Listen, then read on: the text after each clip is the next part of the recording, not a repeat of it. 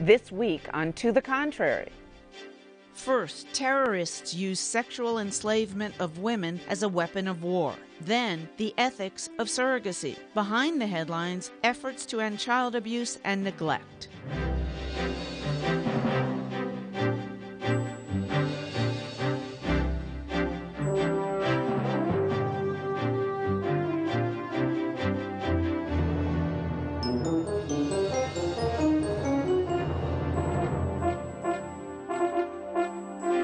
Hello, I'm Bonnie Urbay. Welcome to the Contrary, a discussion of news and social trends from diverse perspectives. Up first, women and terrorists.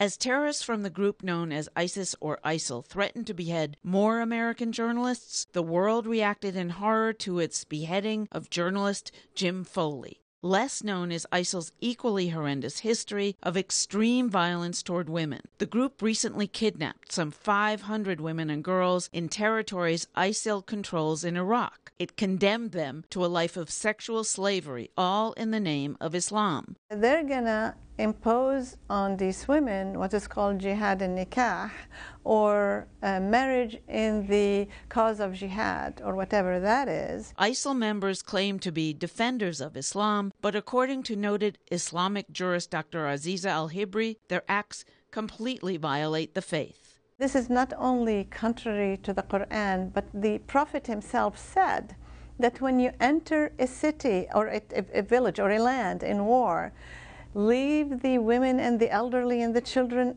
aside and only address the fighters. These people are oblivious to the prophetic statement and have done everything contrary to Islamic values. So, Anushay, does the world view seriously enough the use of sexual violence against women as a weapon of war? No, not at all. I think the world needs to do a much better job in taking this seriously as a strategic weapon of war. Violence against women is just one mark of the heinousness of this terrorist group and why it must be stopped. Does not at all take this seriously enough, and we need to take very seriously the threat of this organization and do whatever we can to end it. I think sexual violence against women is no longer just a casualty of war, it's actually become a weapon. And I think us educated members of society are fast realizing that there's something we've got to do to address it, even though it's happening far away from where we sit today. Well, we've already made more than 90 strikes, airstrikes in Iraq and Syria against ISIL, but it's clearly intensifying after the beheading.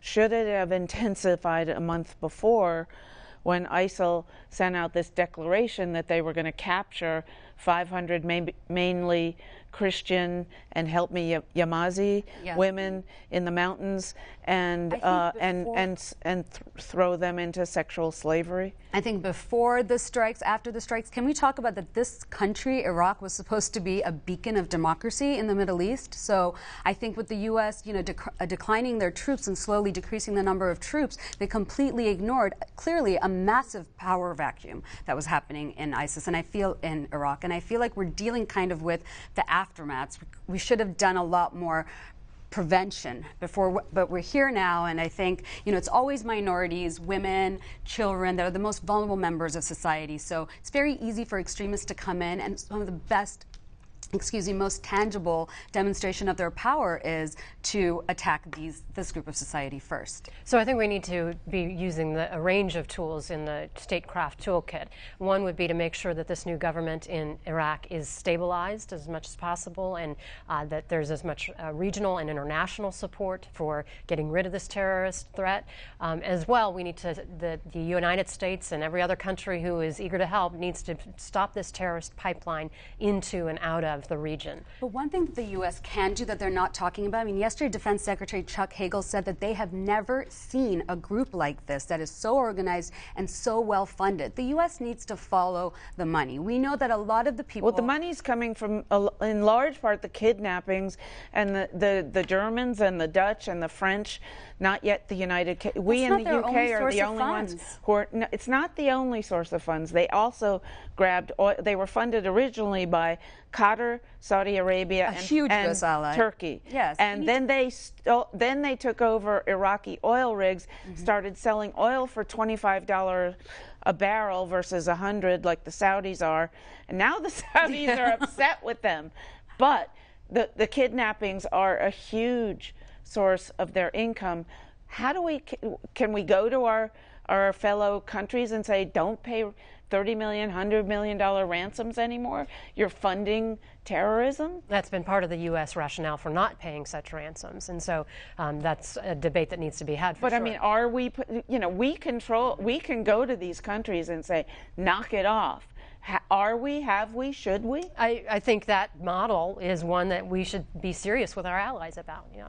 Unfortunately, even if we do, who's to say that they're going to take our advice? I mean, the problem is this is a massive problem, has a number of heads.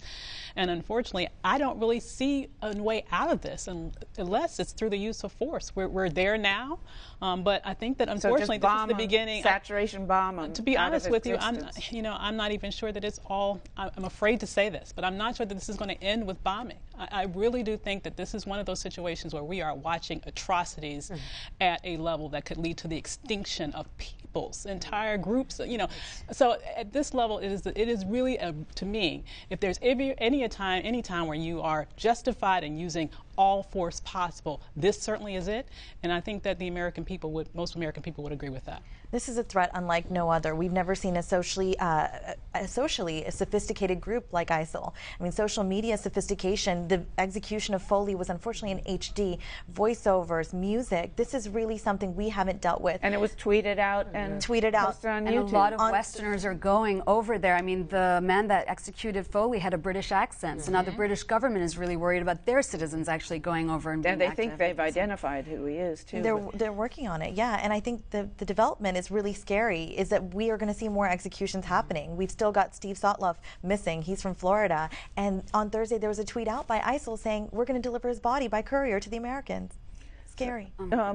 This use of technology, is there a difference? I wonder, this is just off the top of my head, whether women versus men are watching the beheading video, or should people be watching the video at all?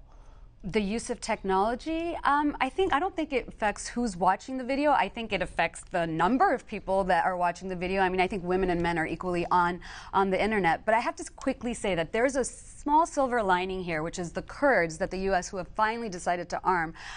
They're actually very, very feminist, and they have an entire battalion, the 2nd Battalion of the Peshmergas, that are all women. And ISIL thinks that it believes if you are killed by a woman, you are denied entry into heaven. So I'm just excited because it's a matter of time before they actually meet these female fighters, and maybe women will liberate all of us and save Iraq for us. That would be fabulous. How about using our leverage with Turkey, with Qatar, with Saudi Arabia to cut off the funds? Any in the name of what's being done to the women there, will that carry any? I don't think it's going to carry much weight right now, to be honest. I think because there's so many unknowns in the situation. Just on Thursday, we learned from the Joint Chairman of the Chiefs of Staff that he was thinking about Syria. Let's engage Syria. Now, what kind of move is that? So we're not really sure how to go about this. I think this administration is grappling with the use of military force in retaliation to what is really a military instead of just cells of terrorism happening. Well, what is it going to take ultimately to have abuse of women as a weapon of war in whatever form a reason to go in and strike a country or strike an organization? That's a good question. I mean, this is a horrible instance, but it's not the only instance. This is something that has happened probably as long as there has been war.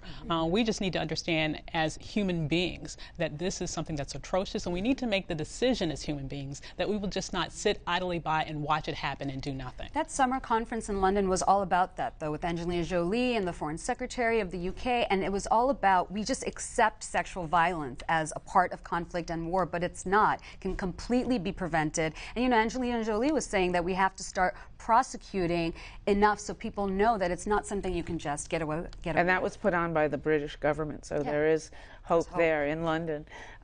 Let us know what you think. Please follow me on Twitter at @BonnieRBay. From terrorism to surrogacy. A new documentary challenges the ethics of surrogacy. The film's producer, Jennifer Lal, wants to stop the practice altogether. Breeders, a subclass of women, features former surrogates who deeply regret their decisions. Lal, the president of the conservative-leaning Center for Bioethics and Culture, equates the multi-billion-dollar industry with selling organs. She also charges women aren't told of health risks or the possible suffering of the newborns. A Cambridge University study last year found surrogate children at the age of 7 showed higher levels of psychological problems compared with naturally conceived children. However, they also showed above-average psychological well-being, and the differences disappeared entirely by age 10.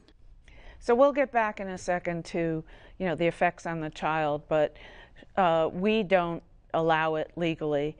The UK affirmatively bans it, although contracts are made here in the United States.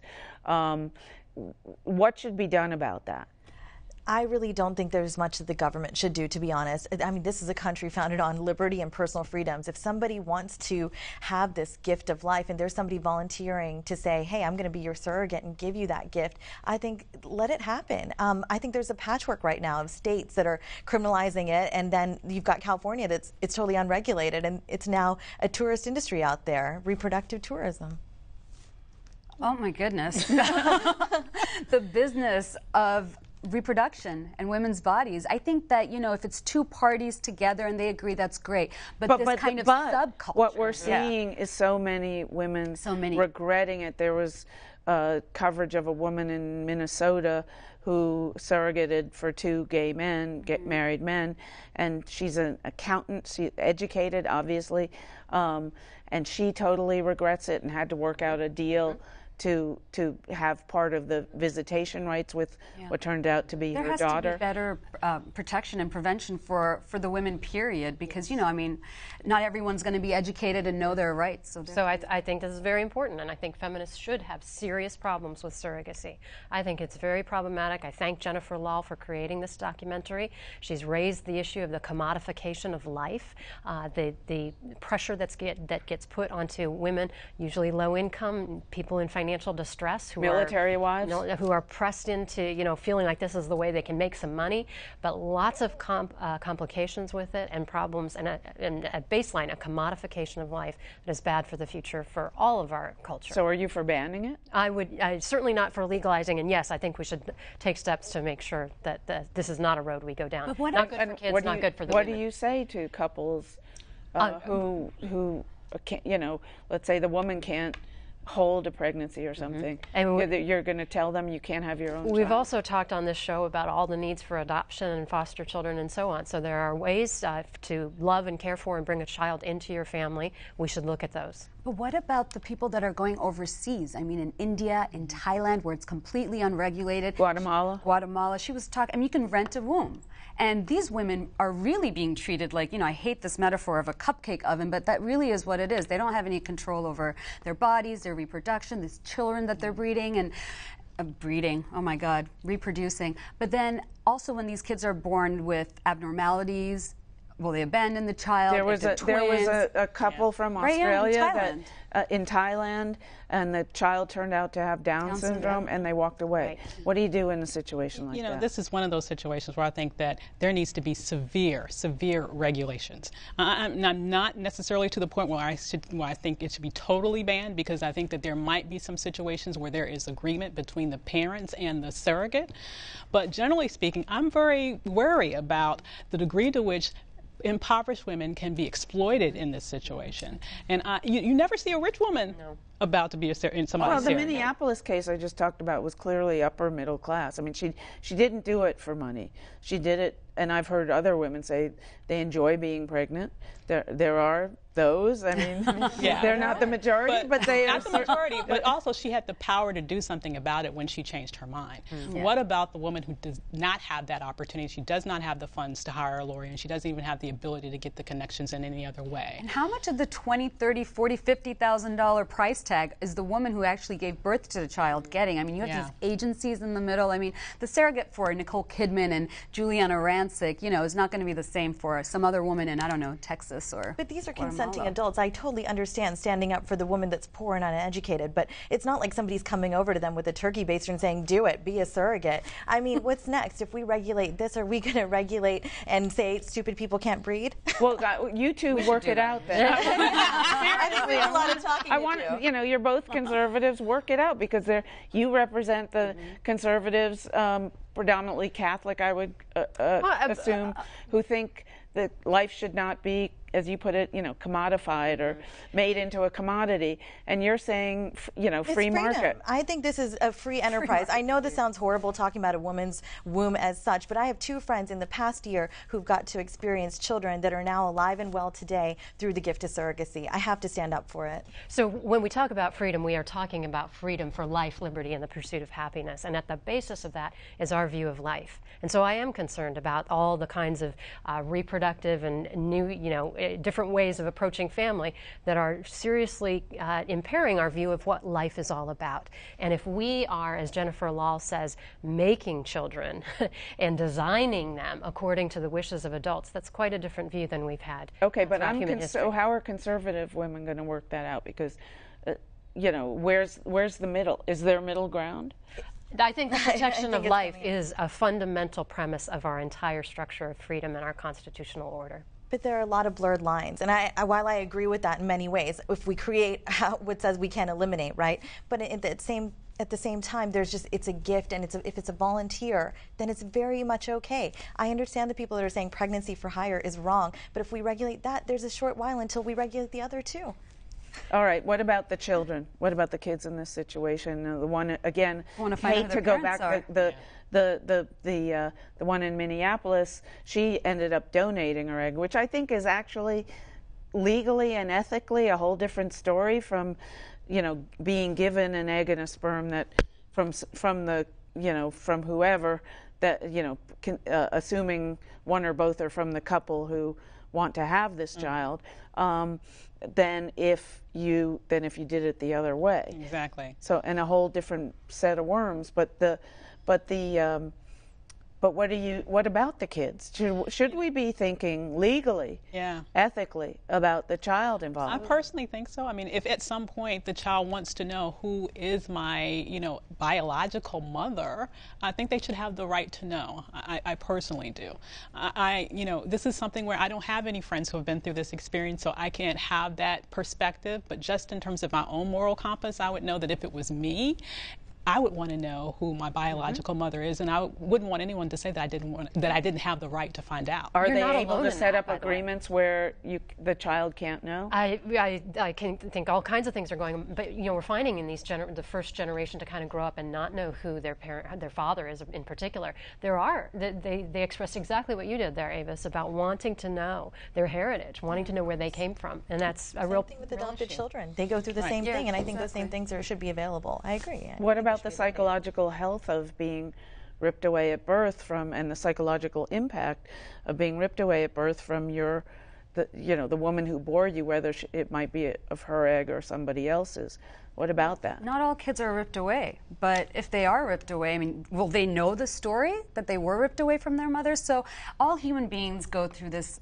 I mean, it's just a part of life to find out who you are and where you came from. So we owe it to the children, and we also owe it to the mothers. But some parents don't want their kids to know. I'm the sister of an adopted sister. My brother and I are biological. Our sister was adopted at birth, and we've gone through all challenges. You name them, we've gone through them. We gave her a loving home, and she still misses the relationship of that with her biological. So it's very, there's a lot of parallels you can draw here with adoption. Oh, interesting. So we go to behind the headlines. Child abuse and neglect. A new federal report says just more than 9% of children nationwide suffer some sort of physical, emotional, or sexual abuse or serious neglect. But often these cases go unreported due to the delicate nature of such crimes.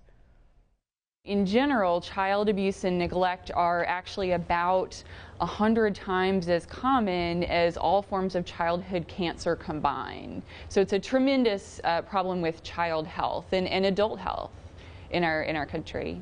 Pediatrician Rachel Clingenpeel of Children's Hospital in Little Rock, Arkansas, helps abused children. She says offenders are often those children trust most. The vast majority of perpetrators of child maltreatment are people who are close to the child and have access to the child. And so we hear families worried about that, stranger danger and people coming in a van to snatch children, but that is a tiny portion of these cases. Child maltreatment can lead to lifelong mental and physical health issues, including even an increased risk of diabetes and heart disease. These impacts are often associated with toxic stress. When a child in early life experiences stress that is very severe or prolonged, and at that time they don't have a healthy protective relationship with an adult to help mitigate the effects of that stress, then that stress can become toxic and create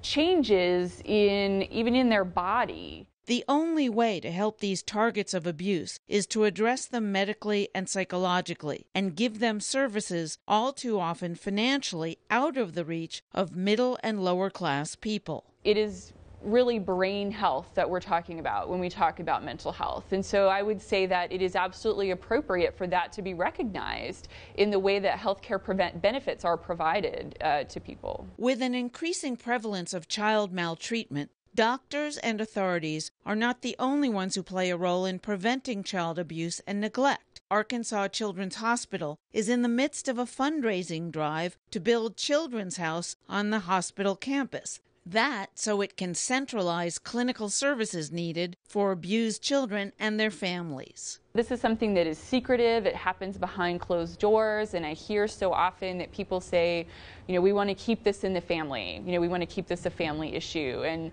so they don't end up getting the help that they need. Part of what needs to happen for prevention is that we need to continue to change the cultural norms around discussing this openly and make it safe and acceptable for people to seek help that they need. So just talking about it, Dr. Avis Jones DeWeever, is obviously good. The more people hear that they can talk publicly about it, the better. But what about this idea of, more people peering into each other's lives to look for possible abuse, or training medical personnel to look for possible abuse? Are there problems with that too? Well, personally, I think that it makes sense to have pediatricians, for example, have discussions to figure out what's going on and be able to link people to care if there is a reason to have concern. It is true that this is far more pervasive than we like to think, and that the number one danger that many children face isn't that boogeyman in the shadows. It's that person that's right there in their home, if not their parents, their aunts, their uncles, someone in that extended family oftentimes. That's the abuser, and we need to figure out how in the world can we crack that code of secrecy and get in there to help those children. So are doctors the best way? Are doctors going to be the first to find out? Well, yeah, maybe, and I know that throughout the helping professions there has for some time been training to recognize the symptoms and so on. In teacher training that I was in college 20 years ago, we were trained in that respect. So I think that's a minimal necessity, but we need to look deeper. So you need to look at where the risks are greatest, and we're seeing that risks for child abuse are higher where marriage is absent. So when it's a mother living with her boyfriend, a child in that household is going to be 11 times more likely to suffer abuse. We need to get at and try to create a culture that is helping to restore marriage and stable marriage. But a lot of times, I don't think marriages can be the answer. I mean, a lot of times a father can be abusing his child. I think what is important is that we have to get the shame stigma away, especially from the children. If you feel like, we have a 2.5-year-old, and my husband and I are already starting to talk about how do we make sure she comes to us if she thinks something is wrong or something should not be happening. So I think that we have to start with the child. Make sure the child feels like there's somebody that you can go to. Mm-hmm. I think teachers are saddled with a great deal, whether it's rural or urban settings anymore, and I think we need more guidance counselors and licensed clinical social workers in the schools. I think that's what's going to be helpful in aiding the process of identification. Of course, primary care physicians and pediatricians are excellent in this way, but it's sad that with the degradation of the American family, these are the side effects that we're seeing in society, and I think we as people in this society are doing better because we're eliminating that stigma here in the Western modern world. That stigma is going away, and and we're seeing more numbers reported. I think that's fine. And that's a great note to end on. That's it for this edition. Please follow me on Twitter and visit our website, pbs.org/to the contrary. And whether you agree or think to the contrary, see you next week.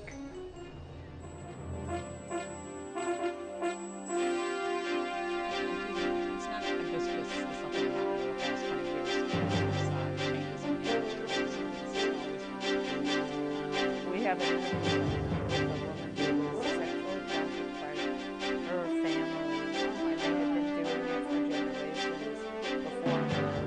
And her grandfather drove her to a bar in whatever town. Sorry? Well, she had been raised to be sexually her whole family. It was here in America, right? Oh, yeah, yeah.